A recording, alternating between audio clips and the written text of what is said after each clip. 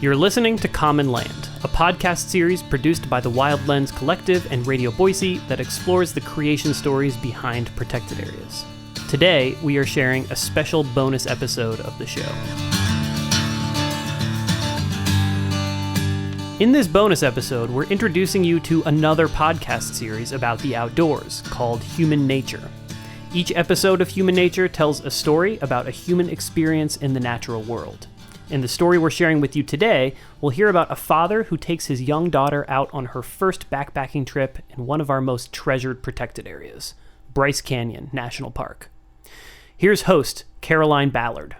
Ever since Sienna Zapata Hudson was a baby, her dad, Monty Hudson, has taken her on outdoor adventures, both near and far from their home in Santa Barbara, California.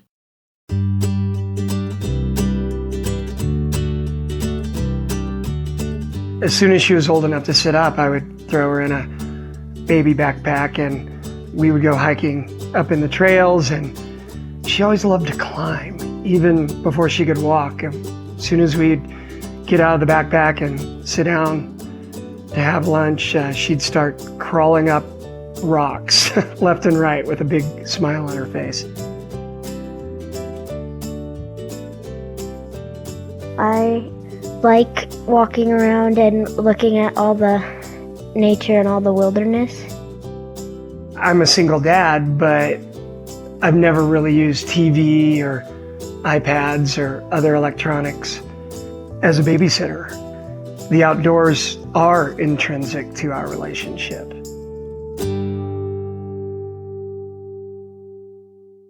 When you're trying to share the things that you love with your child, and when the things that you love are things that can be challenging for a child, there's a huge weight to make that a positive experience. One November, Monty decided to take 8-year-old Sienna on her first multi-day backpacking trip. We were motivated by a few different factors. One is that Sienna and I had been camping regularly since she was little, but it was usually car camping, right? We'd drive up into the national forest or go to a national park somewhere. I was excited because I never really went on a longer backpacking trip, and I was excited to try out how it felt and what we would do. Sienna loves doing the Junior Ranger program at the national parks. So by November of 2016, she had 8 or 9 Junior Ranger badges. So we decided, hey, let's head out to Utah. Let's do a 4-day, 3-night backpacking trip. We can get Junior Ranger badges at 2 different national parks, both Bryce and Zion. Monty carefully planned their trip. He really wanted Sienna to have a good time. It's late November, and we're going to southern Utah. The weather can be anything at that time of year. Could be warm, could be cold, could be dry, could be wet. We tested out camping meals, the dehydrated meals. We started creating a chart where we were rating them. That was kind of fun.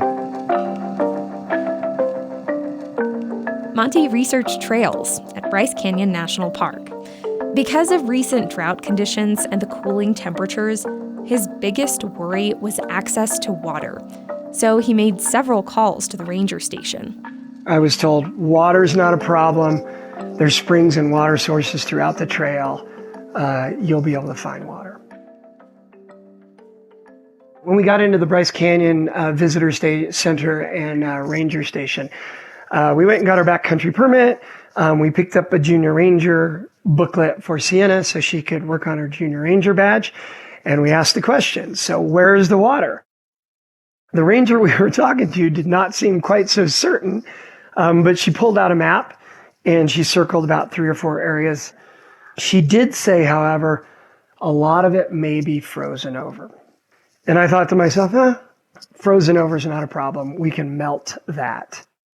So Monty and Sienna grabbed their packs and set out on the trail to their first campsite. There was a semi-frozen, icy stream running through the campsite. Sienna was very excited. She was super helpful. She got the tent set up. She picked out our latrine area and dug our poop hole. So that was her big accomplishment. It started to get dark. We made ourselves some meals, and the skies were so clear. We climbed into our sleeping bags. We oriented them 90 degrees so our heads were poking out of the tent. And we fell asleep just staring at the Milky Way above us, which was just filled with more stars than either of us had ever seen.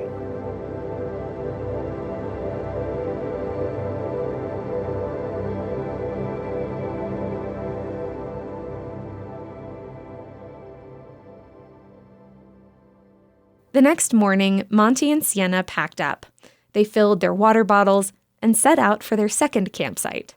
Well, day 2, it was cold out, but it was very dry. And the hike, we knew we'd have some climb. It was a little bit steeper, a little bit more rugged than I think I at least envisioned. Part of the way through the hike, as I'm sucking on my Camelback, it's dry. And I was a little surprised I'd gone through that much water already. I checked Sienna. She had some. So I was pretty parched. I was very cotton-mouthed and looking forward to getting down off the climb and getting into an area where we could replenish and refill.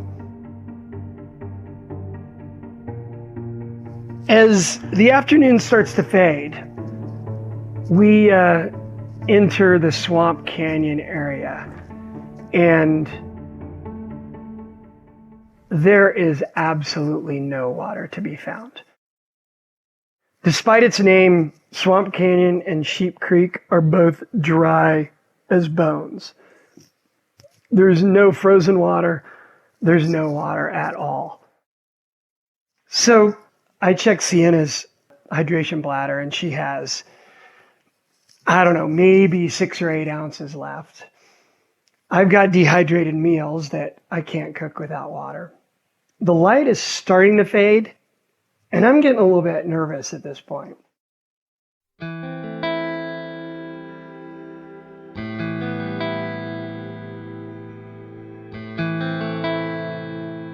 So we go ahead, we set up camp. I'm maintaining a calm exterior, but I check my map and I see that on the topo map, about 3/4 of a mile, maybe a mile up a connector trail, there's a spring noted there. So we walk up the connector trail in the dark. We're looking left and right, trying to see any signs of trickling streams, and we find nothing. We find nothing. I was kind of nervous. I didn't know if we would find water or not. And I was kind of feeling tired because I didn't really have that much water in me.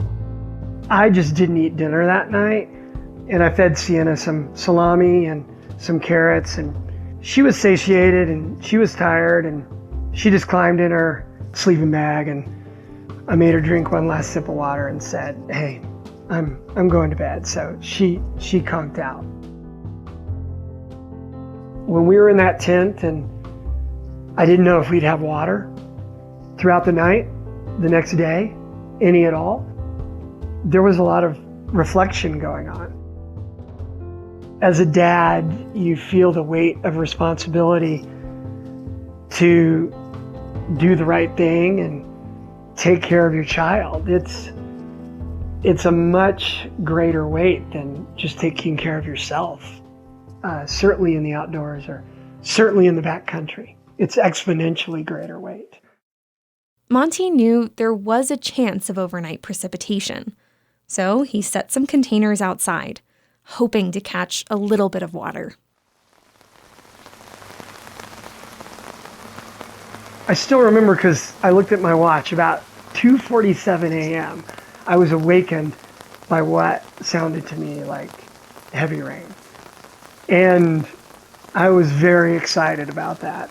So I threw my shoes on, I hopped out of the tent. Sure enough, I could feel it coming down. And I realized, hey, hey, wait a minute. What I thought were loud drops falling is actually slush. So it was cold enough that it was just beginning to freeze. And on the rain fly of the tent was a thin layer of kind of dirty slush. So I gleefully started scraping the slush off of the rain fly and filled up a number of canisters. And at that point, I was quite happy. I knew we were going to have water and we were going to be okay. And climbed back into the tent and tried to catch a few more hours of sleep. As Monty and Sienna rested in their tent, it got colder. That slush turned to snow and covered the trail. I woke up to my daughter not feeling well. Sienna was sick to her stomach. She was doubled over. I felt even more tired, and when I threw up, I kind of just felt like I just wanted to lie down and not really do anything. She was probably feeling a little sick because she was dehydrated. Also, we live at sea level, and while we spend a lot of time in the mountains in the winter, this was November and we really hadn't been in the mountains. So we had taken off and driven from sea level to about 8,000 feet overnight. And then we had headed out on a pretty strenuous couple of days of hiking. And I think she was feeling the effects of that exertion, a little dehydration, a little altitude. I just tried to take care of her. He told me to drink more water because I had a little bit of water in my Camelback, but I just didn't really feel like drinking water because I felt like if I drank water I would throw up some more. But he tried to tell me to eat and to drink and tried to help me to feel better. I started to boil a little water, or boil a little snow, I should say. It was the slush I had captured. I checked the weather outside. It was raining again, but lightly. I had, captured enough sort of slush and water overnight that my biggest concern the night before our water issue was at least temporarily resolved. So we got up and pulled our gear together, packed up our sleeping bags, put on a couple of layers. It's snowy, it's slippery, but it's beautiful and it's kind of fun.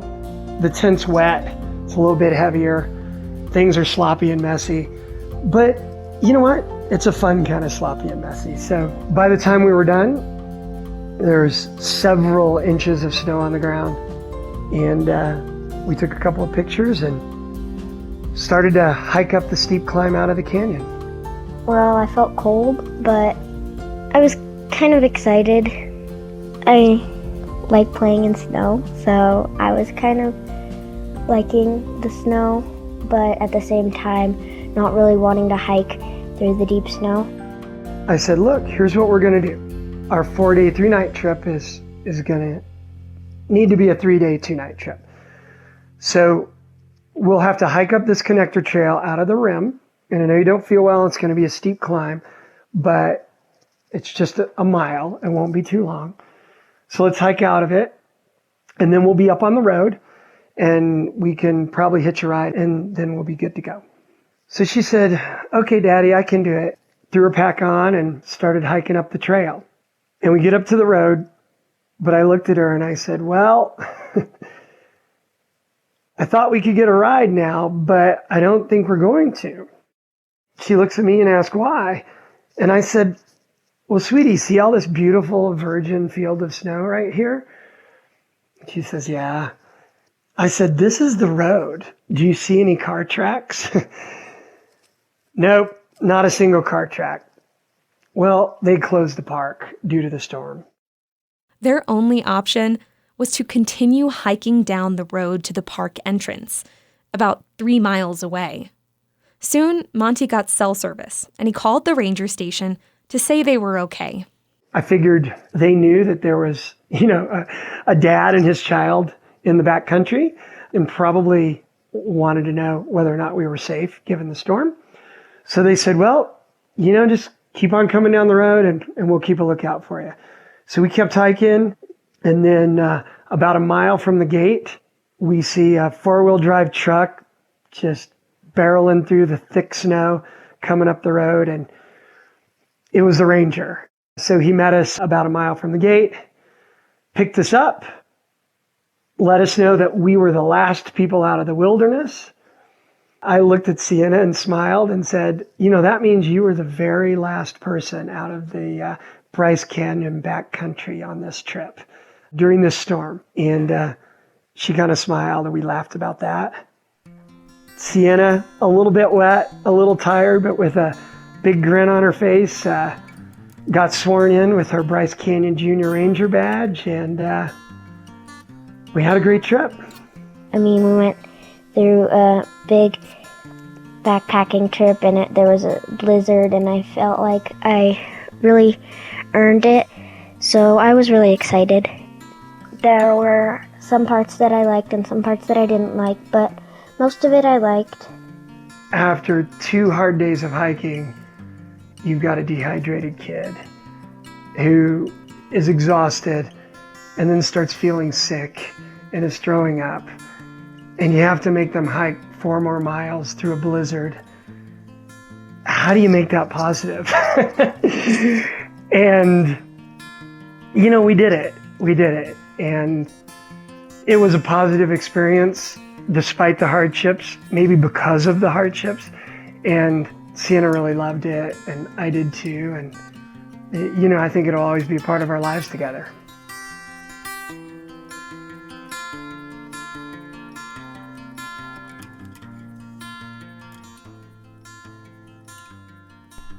You've been listening to an episode of HumaNature. This podcast series features more than 70 additional stories about where humans and our habitat meet. Found on Spotify, Apple Podcasts, or the app you're using to listen right now. Search for HumaNature with just one N, or visit humannaturepodcast.org. This episode has been a special bonus presentation of the Common Land podcast, produced by the Wildlands Collective and Radio Boise. You can learn more about Common Land by visiting our website, commonlandpodcast.com.